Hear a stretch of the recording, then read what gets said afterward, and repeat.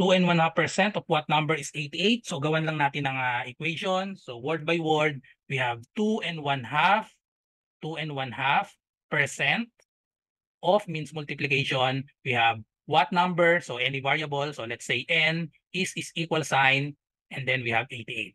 Solve the value of n.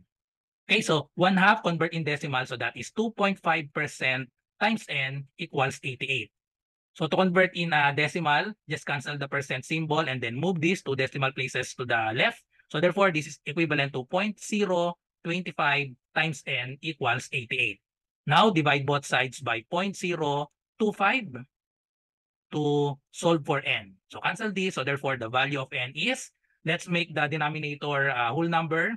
Move lang natin 3 decimal places. So syempre sa taas din 3 decimal places. So we have 88,000 divided by 25. So divide by long division. So we have 88,000 divided by 25. So we have 88 divided by 25 is 3 times 25. 75, subtract, we have 13. Bring down 0. 130 divided by 25 is 5. 5 times 25, 125. Subtract, we have 5. Bring down 0. 50 divided by 25 is 2. 2 times 25 is 50. So kopyahin na lang natin yung isang 0. Therefore, the correct answer is letter A, 3,520.